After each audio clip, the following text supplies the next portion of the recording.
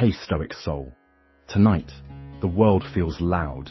Maybe your mind does too, racing with suspicion, replaying every strange look, every cold reply. You've sensed it, someone's shadow hanging around your peace, unspoken and sharp. You wonder if it's all in your head, until it isn't.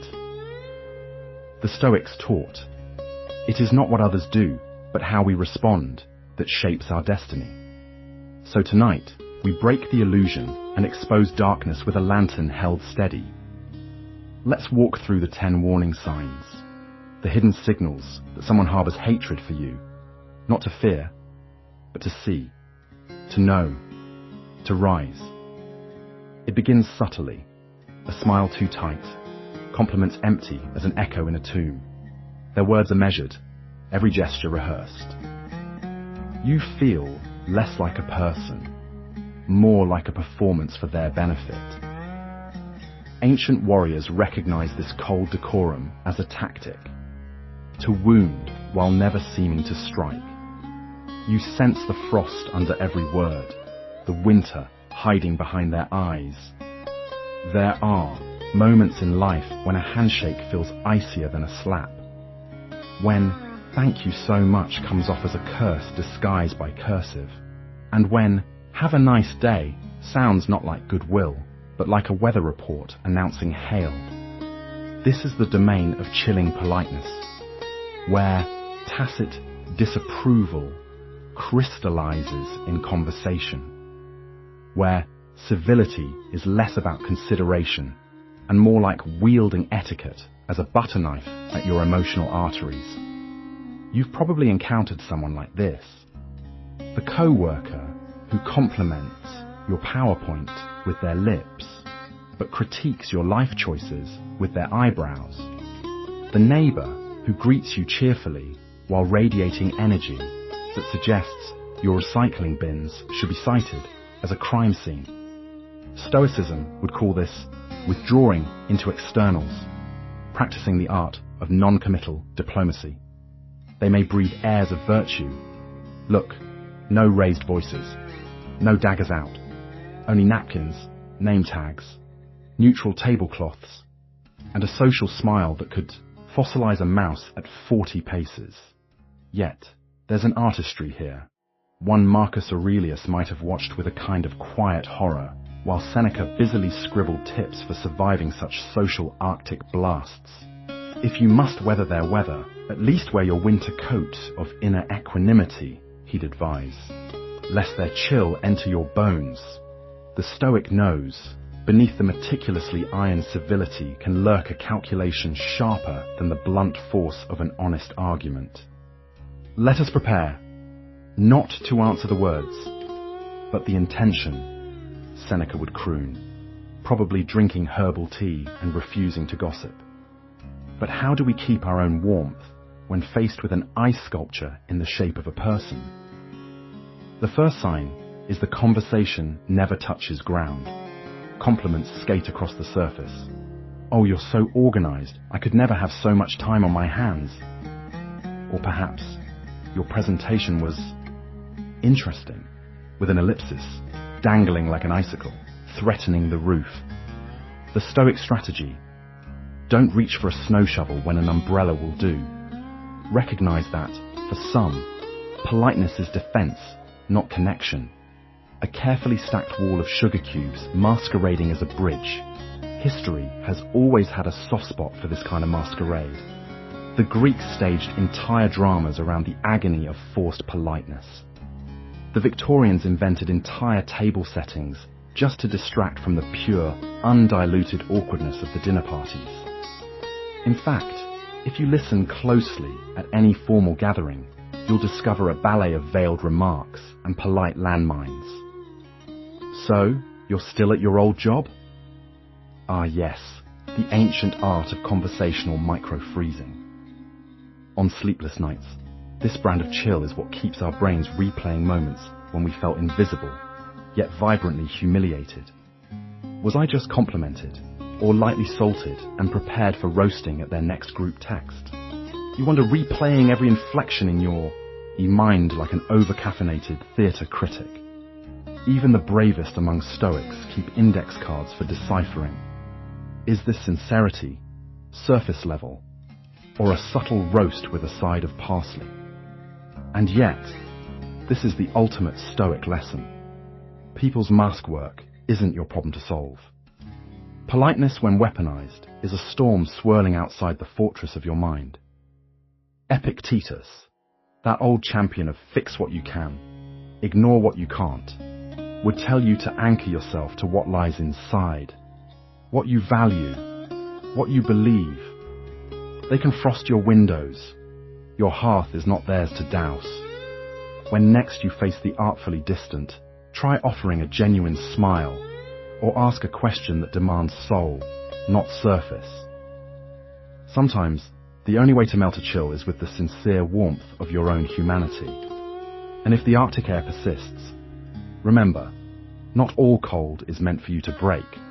Sometimes, you wrap your own scarf a little tighter and continue on, unthawed and unbothered, the Stoic in a world of blizzards and beautiful, brittle smiles. You're not in the room, but somehow your reputation is. Your choices become punchlines. Your victories turn suspect. Like a whisper in the night, their criticism ghosts through the social ranks. Never direct, never brave, but always corrosive.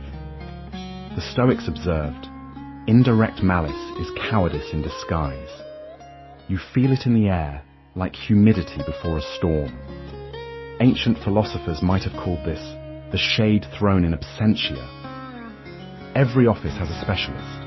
The colleague who weaponizes eyebrow raises, transforms just between us into a secret Olympic sport, and wields the phrase, I'm not saying anything, but, like a katana made of passive aggression.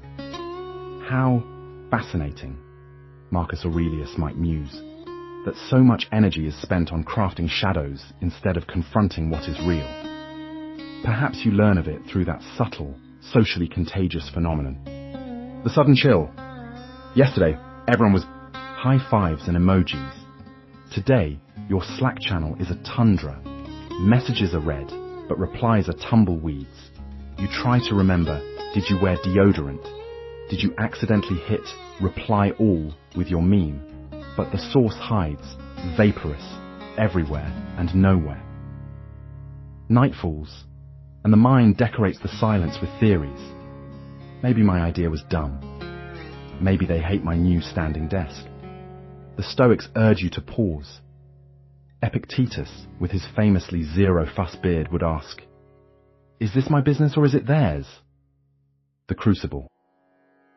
You have no control over phantom critics, only over your own serenely unbothered face. You are like a tree, wind-blown but rooted, or, if you prefer, like a Wi-Fi signal, sometimes dropped, but always bouncing back. It's all so inefficient, this roundabout venom. The Stoics would laugh, a soft, unbothered exhale, at the spectacle of adult humans performing interpretive dance with each other's absences, rather than opening their mouths to just say, hey, that PowerPoint slide was confusing. But modern etiquette dictates that if you're going to criticize, you must do so under the cover of someone said, or word on the street is. It gives plausible deniability, the armor of invisibility. This is not merely modern problem TM. Seneca dealt with the Roman equivalent of snarky subreddits and whispered gossip. His solution: steal the thunder, laugh at yourself first. Say, yes, perhaps my toga was wrinkled, and I looked like I lost a wrestling match with a goat. Self-directed humor disarms shadow critics. When you become the chief meme maker of your own flaws, others have nothing left to weaponize. And so, lying in bed, as suspicion tries to colonize your pre-sleep thoughts, Stoicism offers a gentle prescription. Say only what is necessary. Heed what is true. Let everything unsubstantiated vanish like smoke. If they do not address you directly, the judgment is their burden, not yours. You are not required, by law or by cosmic decree, to hunt down every rumor, clarify every idle shade. It is not a subpoena, it is just weather. In the grand drama, most indirect disapproval reveals more about the fog machine operator than its intended audience.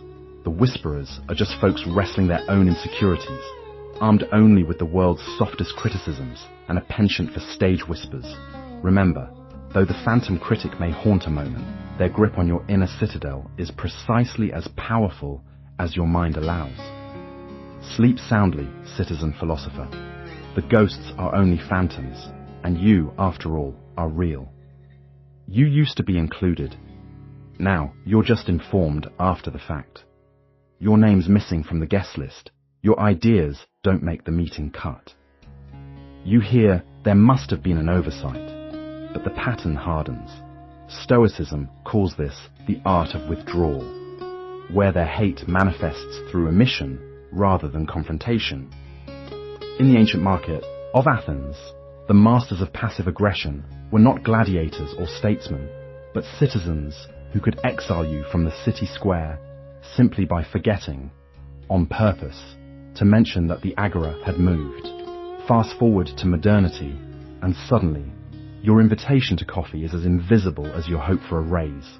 There's no heated clash. No, I challenge you, sir. Just endless. Oh, I thought you knew. You become the untagged photo at the company lunch, the untasted slice of office birthday cake, still wrapped in saran, waiting in the break room until it's quietly disposed of by the cleaning crew. Even your fresh direct order gets more confirmation emails than you do. This brand of stealthy sabotage can feel excruciating. Your achievements are acknowledged, but only after everyone's left the group chat.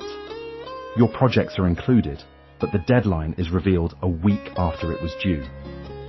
You spend hours wondering if the Slack channel has a secret sub-channel called Exclude Chris, where invitations, opportunities, and memes are collectively withheld. Social banishment is now a collaborative art form, starring gentle smiles and accidental amnesia. It's not a firing squad, it's death by 1,000 polite shrugs. Marcus Aurelius might say, ask yourself, is not being invited to play at the toy store of distraction truly a loss? He'd probably also sit quietly, impervious to FOMO, stroking his beard as you stare at that read receipt nobody replied to. And really, what's the exclusion doing?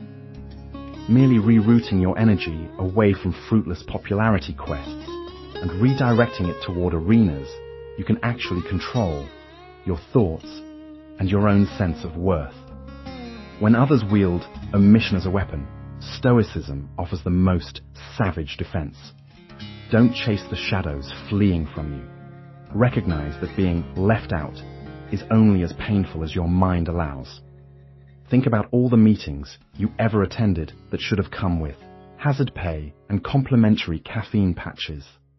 Maybe this oversight is really a secret favor, sparing you from circular discussions about optimizing synergy. Of course, it still stings when your amazing idea, presented in 3 separate emails, is suddenly discovered by the office loudmouth and paraded as a revelation. You might want to scream, "That was mine!" or demand a forensic investigation into meeting minutes. But Seneca, with the patience of a Roman tortoise, would remind you, people can withhold credit, but only you can surrender your peace. Sleep now on the thought that the universe's greatest trick is convincing you that every open door was meant for you to walk through. The stealthy saboteur wants you haunted by missing out. Stoics say, let opportunity evaporate like morning dew and watch how serene you can become. Acceptance is your cloak of invisibility. Indifference, your Jedi mind trick. So, next time you discover a mysteriously unmysterious absence from the invite list, take a breath, smile sagely, and let them play their little omission games. After all, there's only one invitation you'll ever really need, for yourself, to join your own inner circle, where peace is never out of stock, and you always make the cut. When you speak, they sigh. When you enter, their posture stiffens. Eyes travel to anywhere but yours. Your happiness seems to trouble them. Your misfortunes spark the faintest flicker of pleasure. Marcus Aurelius wrote that the true test is to stay unmoved in the presence of another's storms. You sense their mood orbits around, making you feel less alive. It's almost as if they've installed an invisible two-way mirror in every room.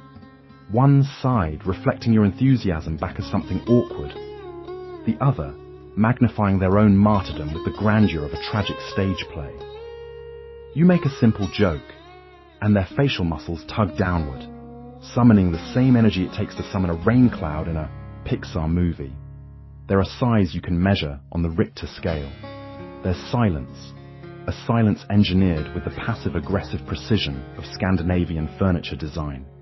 You begin to question, are you the villain in their never-ending internal soap opera?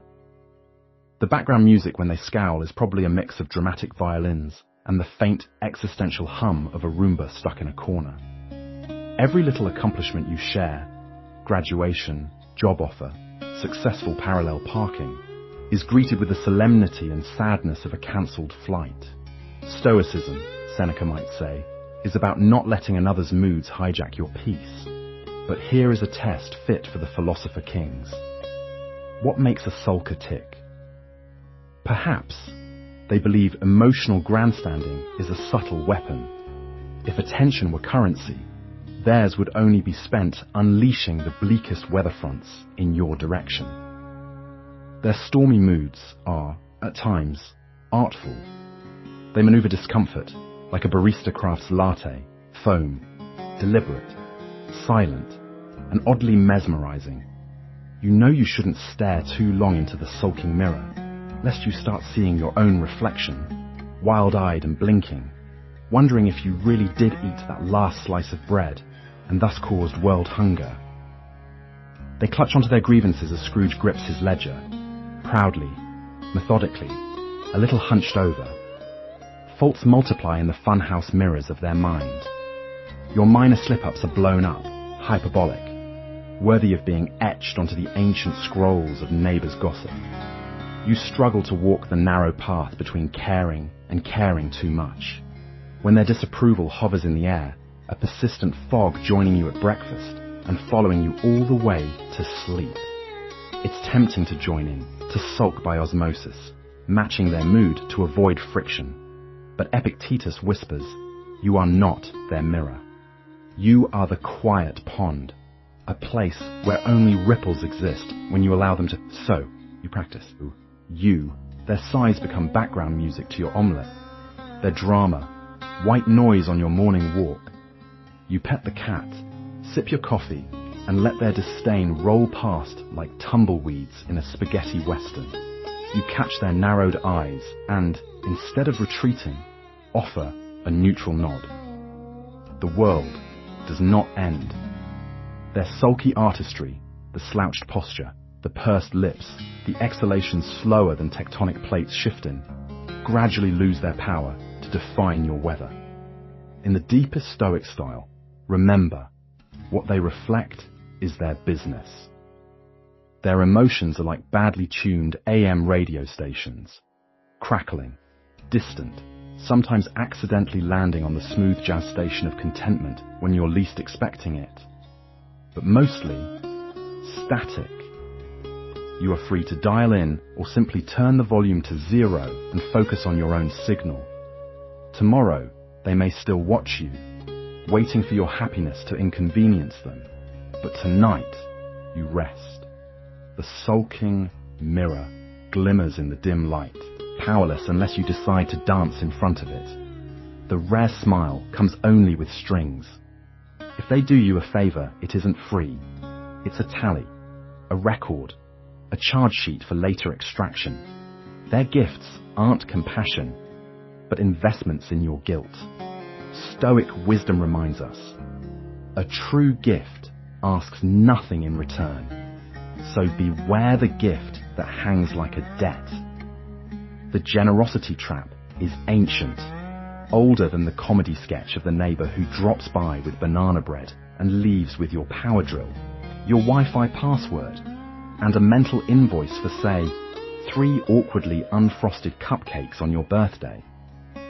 Don't be fooled by the carefully wrapped offerings that arrive, accompanied by dramatic sighs and, "Oh, it was nothing really, just take it." The Stoics saw through this. Seneca himself probably re-gifted fruit baskets with a handwritten disclaimer: "Accept with no expectation of thank you notes or ritual sacrifices in my honor." Beware, dear insomniac philosopher, for the chains forged by these gifts are made of obligation, not gratitude. It starts small, with a borrowed lawnmower, and ends, before you know it, with you attending an open mic poetry night in their honor, clapping along to interpretive verse called "A Friend Who Owes Me." Think not just of the tokens exchanged, but the silent contracts inked in guilt. I did this for you, so now you must. Some gifts are less Trojan horse, more Trojan horse with an invoice in its saddlebag. What would a Stoic do? Shrewd in their pursuit of serenity. Epictetus didn't say, "Accept everything with gratitude and crippling obligation." He said, in effect, "Accept nothing that costs you your peace of mind." A true friend, by Stoic measure, gives as the sun shines, warmth with no tallying of rays. So when someone insists, it's the thought that counts. Take a moment to investigate whose thoughts those actually are. If the thought is simply, "You owe me now," you might consider regifting the sentiment, perhaps with interest and a monogrammed handkerchief. See how oftentimes the gift is really a test, a quiet trap-laying. Modern Stoicism would have us develop a keen nose for obligation cologne, a sense somewhere between desperation and vanilla extract. Can you spot the difference between generosity and a chess grandmaster making their opening moves? One seeks your happiness, the other your future calendar. Barter, even disguised as charity, turns affection into accounting, warmth into cold arithmetic. But what to do when faced with the carrot on a stick dangling disturbingly close to your sense of freedom? The Stoics recommend gratitude, yes, but never servitude.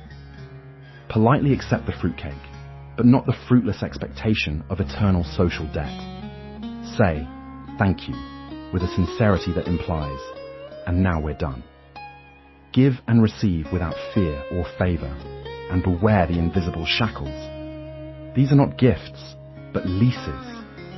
As you drift into and sleep tonight, think of the gifts in your own life. Which ones lifted your spirits, and which ones formed invisible handcuffs around your time and goodwill? Practice the art of cheerful boundaries. Sleep soundly, knowing you accept with joy, and give without hooks. Stoic calm is not about rejecting bread, banana, or otherwise, but about declining the debt that sometimes comes needed within it. If the next gift you receive comes with a spreadsheet, a scheduling link, and the phrase, "No rush, but," smile inwardly and channel the ancient Stoics. Gently, kindly, return what is meant to ensnare, and keep the peace that no present can purchase. For true giving, like true sleep, is best when it asks, absolutely, nothing back.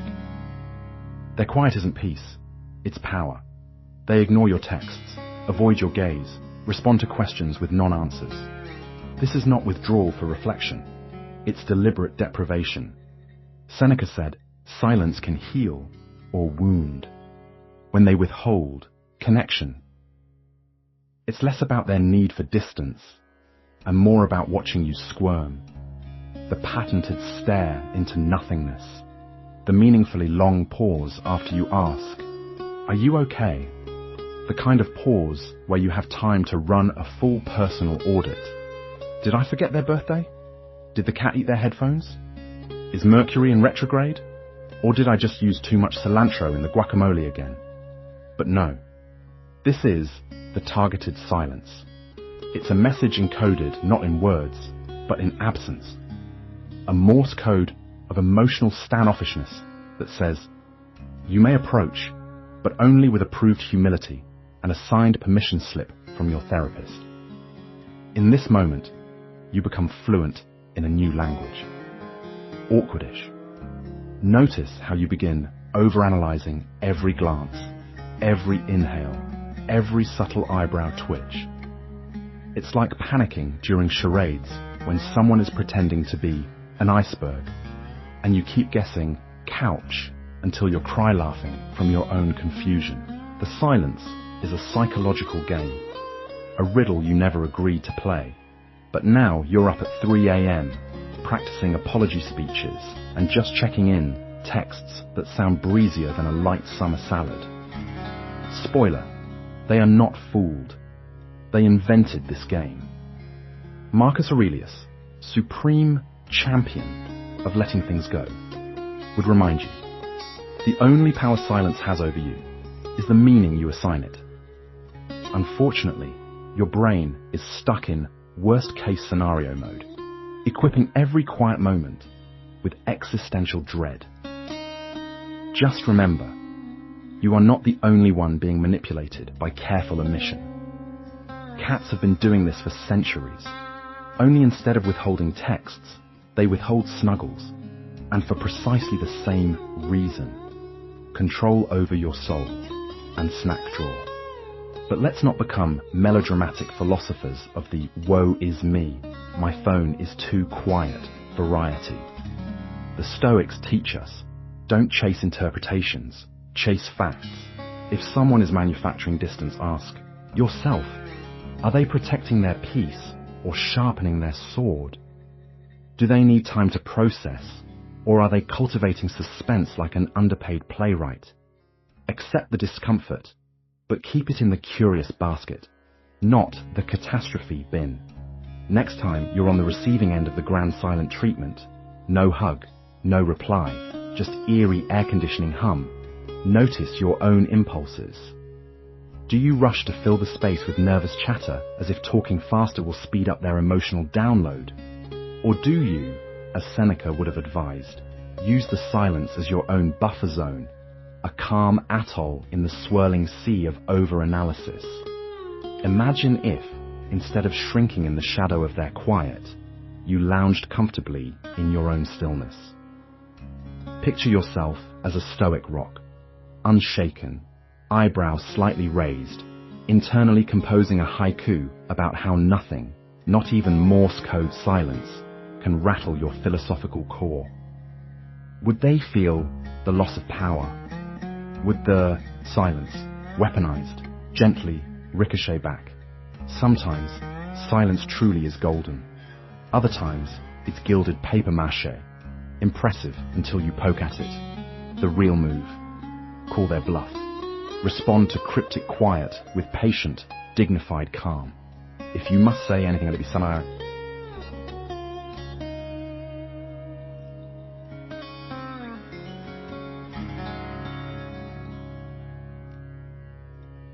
What can actually sign, and then actually go live your life, like a sage who has streaming to catch up on, and a mug of herbal tea cooling quietly on the nightstand. Stoicism says, let others keep their drama and their weaponized hush, if it entertains them. You, meanwhile, serenely scroll through the playlist of your values. Patience, courage, and maybe just a pinch of savage wit. Let their silence thunder and echo. But remember, it's their storm to weather, not yours. Every mistake you've ever made becomes their bedtime story. The minor failures are turned into epics, recited with relish. They refuse to let go, hoarding grievances as trophies. Stoics teach, the past is prologue, not prison.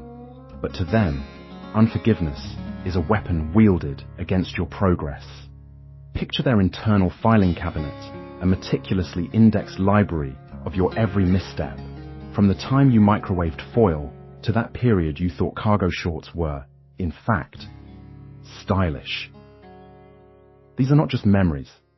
They're archived with time-stamped footnotes, cross-referenced with your less-than-stellar life decisions.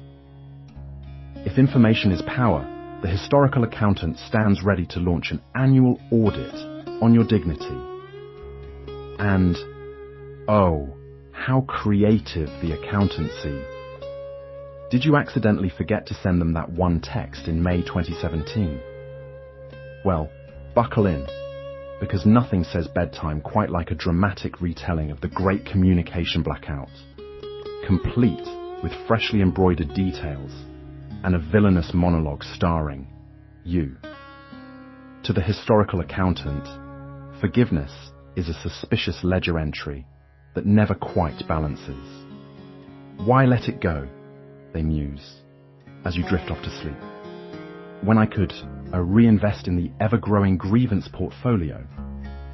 Meanwhile, the Stoics patrol the opposite side of Memory Street, gently suggesting, release the grudge, no amount of creative accounting will fix the past. Marcus Aurelius didn't keep a spreadsheet of other people's blunders. He preferred daily reminders about his own humanity. Seneca wasn't lurking in the background, recounting how Lucilius borrowed his toga and never returned it. That level of pettiness would have put Stoicism out of business. But the historical accountant, well, they've built an entire firm on resentment, dividends paid in awkward silences and tense family dinners. Consider this. Every time you stumble, they prod the wound like an archaeologist with a grudge. Remember when you called my friend Mom by accident?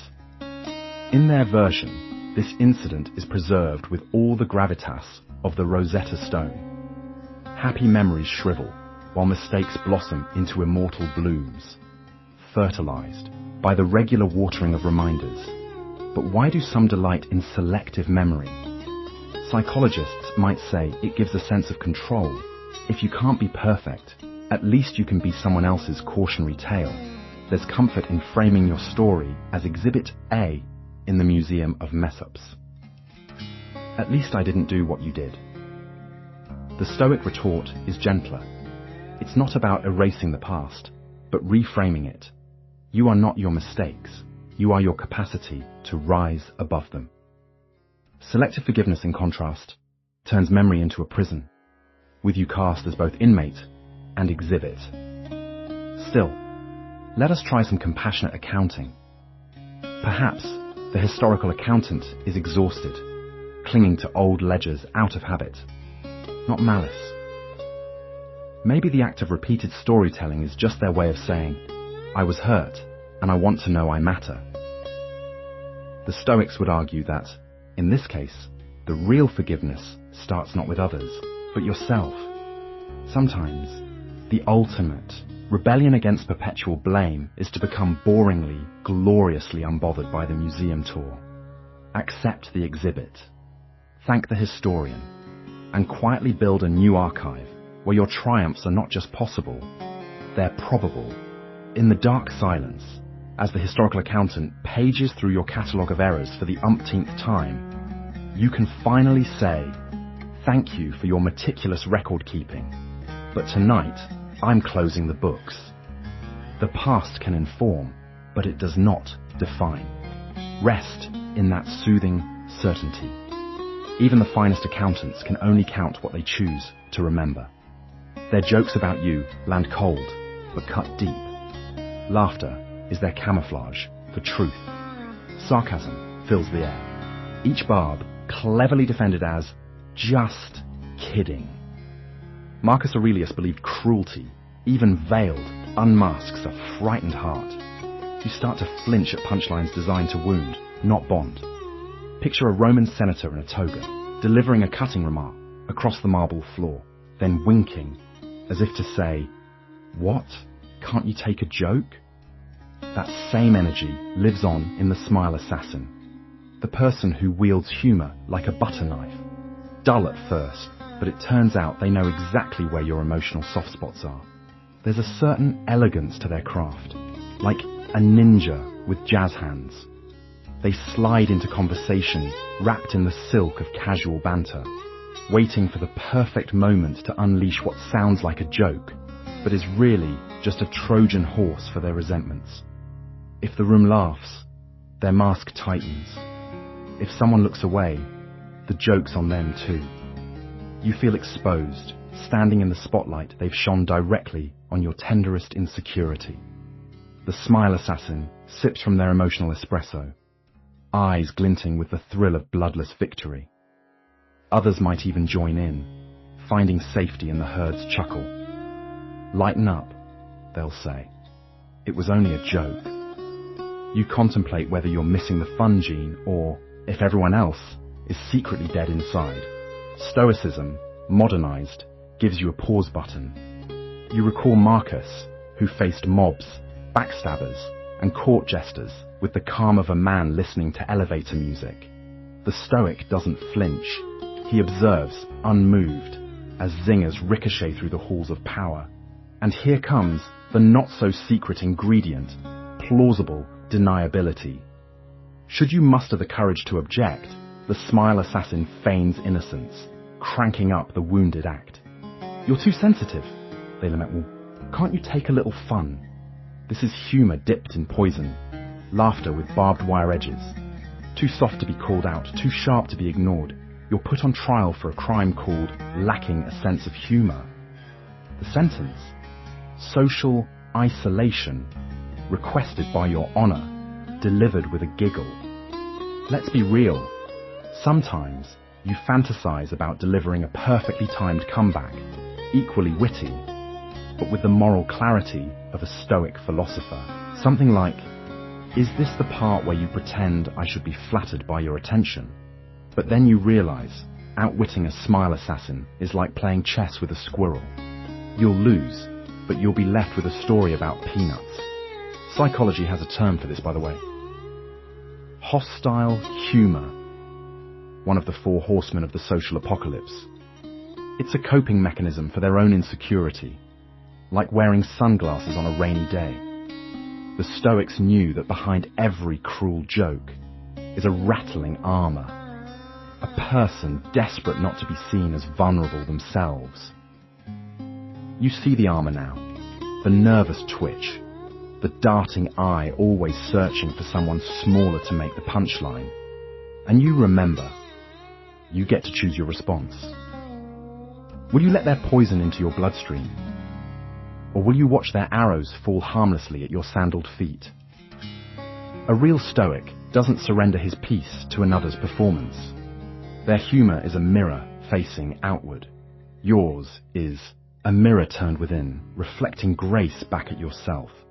So next time the smile assassin takes aim, smile gently. Inside, repeat the Stoic mantra. What comes from them stays with them. Their barbed jokes bounce off your shield of self-knowledge. If you must reply, do it with kindness, or better yet, with the unshakable silence that says, you're not the editor of my inner monologue. In public, they'll toast your achievements. Behind closed doors, they root for your downfall. Your reputation is their chessboard. Stoicism calls this duplicity, the facade of alliance masking the reality of rivalry. You notice your victories give them more anxiety than your failures. Picture it. You receive an award at work. Applause echoing like a well-timed soundtrack. Beside you stands your so-called ally, smiling just a bit too tightly, their congratulatory words polished yet ephemeral, like cheap champagne. Pleasant at first, but always leaving a strange aftertaste.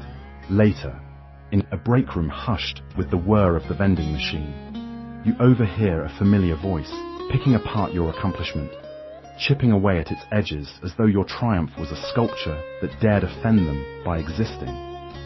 Seneca might say, beware the friend whose compliments are as loud as their insecurities. The counterfeit collaborator operates with serious Oscar potential.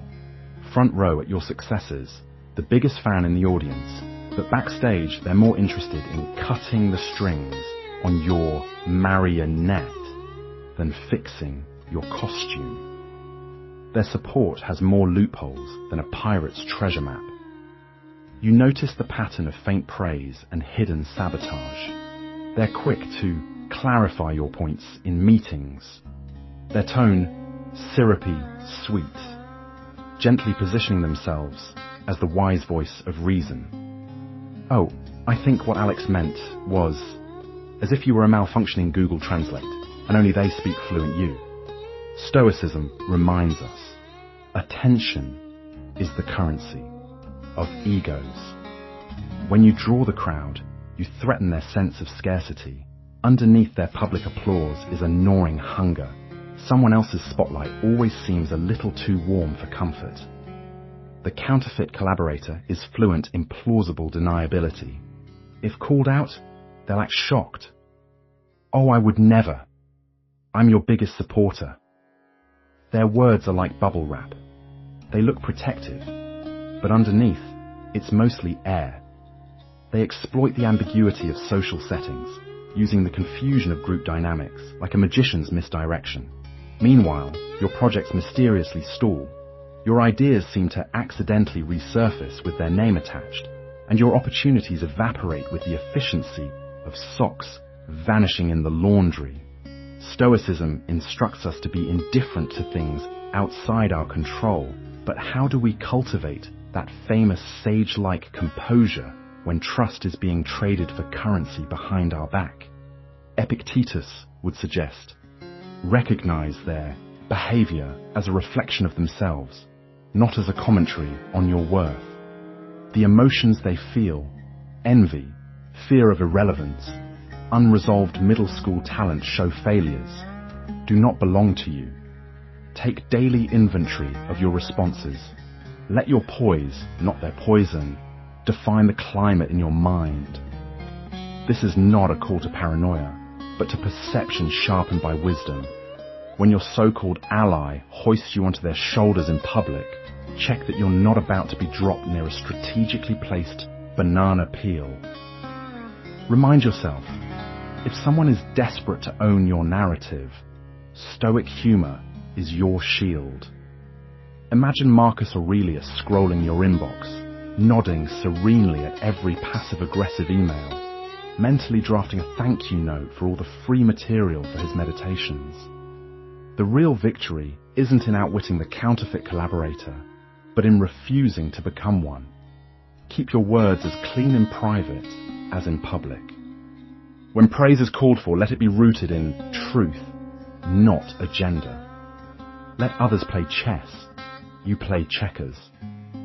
The moves are simpler, the strategies more transparent, and there's something therapeutic about hopping over problems instead of creating new ones.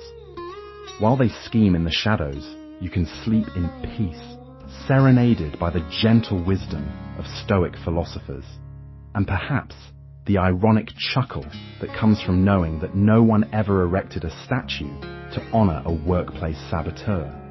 A trigger comes, a minor slight, a missed greeting, a disagreement too sharp. Suddenly the mask falls, the hatred peeks out, raw and undisguised. The Stoics warn, truth comes out in storms. In this final moment, you see their real face, not for harm, but for honest reckoning.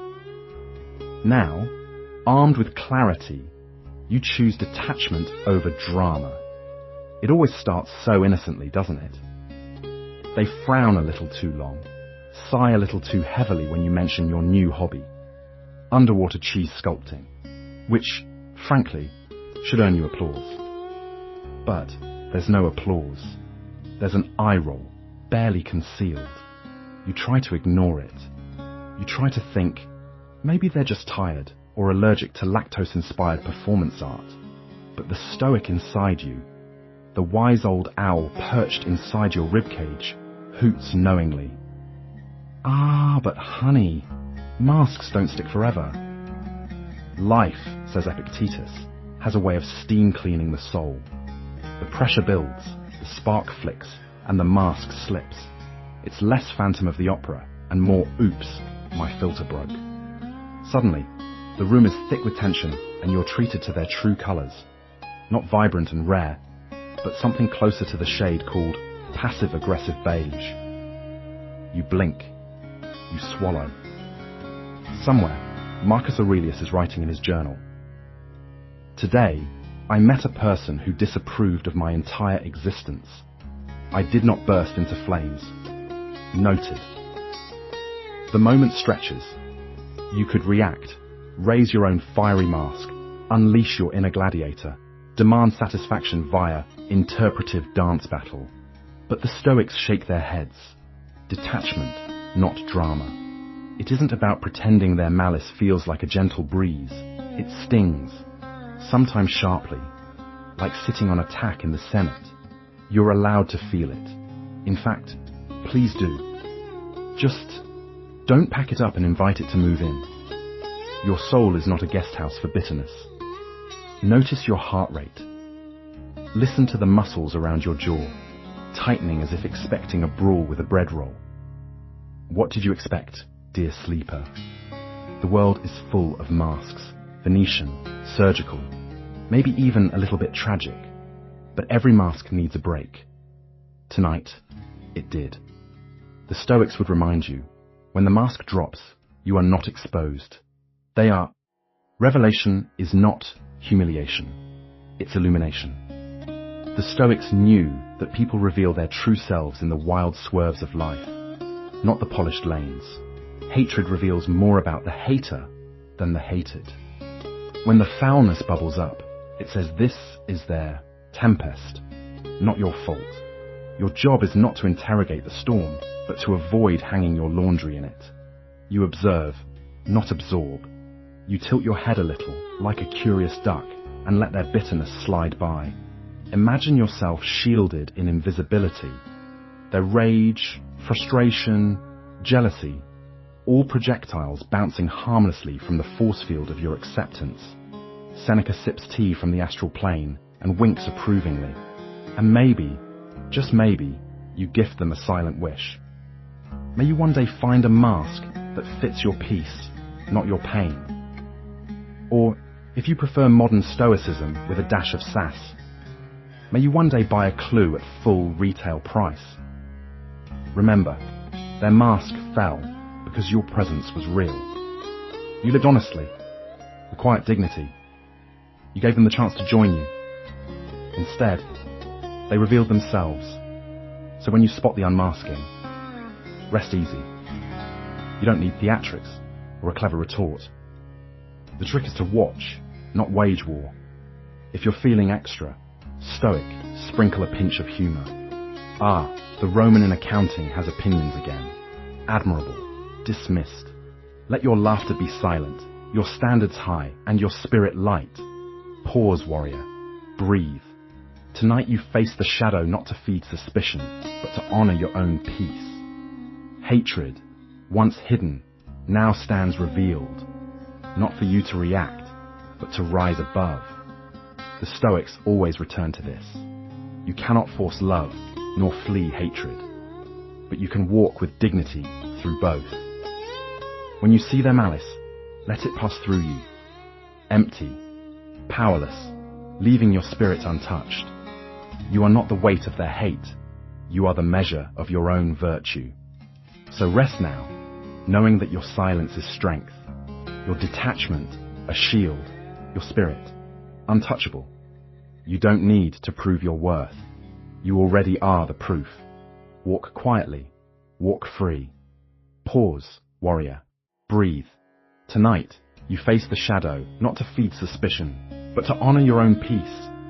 Hatred, once hidden, now stands revealed, not for you to react, but to rise above. The Stoics always return to this. You cannot force love, nor flee hatred, but you can walk with dignity through both. When you see their malice, let it pass through you, empty, powerless, leaving your spirit untouched. You are not the weight of their hate. You are the measure of your own virtue. So rest now, knowing that your silence is strength, your detachment a shield, your spirit untouchable. You don't need to prove your worth. You already are the proof. Walk quietly. Walk free.